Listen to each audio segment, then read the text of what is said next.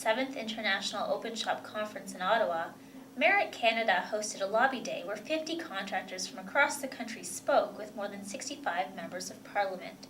Merit Canada President Terrance Oakey said it was well received.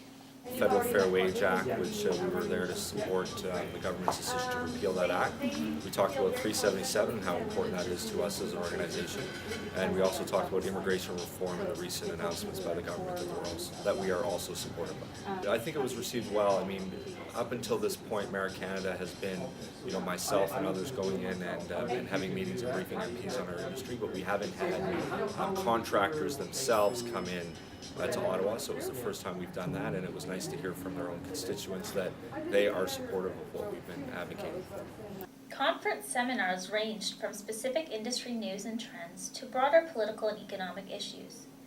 One of the seminars focused on what a conservative majority government means for open shop contractors. I think there's a few initiatives that the government would likely have done earlier, but maybe weren't able to get support from the opposition party. So if you look at the repeal of the fair wage schedules, which discriminates against open shop contractors, that's something that we had been told by other ministers of labor that they were looking at acting on, but it's never happened. So that, I think, is a signature moment for the government, given that they have a majority.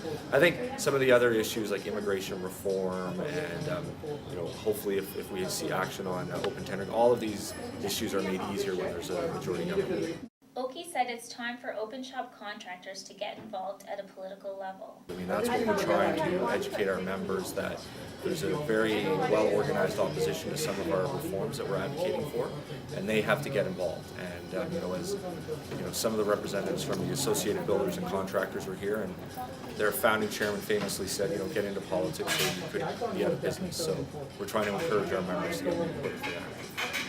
The Open Shop Conference in Ottawa was considered a milestone for Merit Canada, as it was the first time it was in the nation's capital.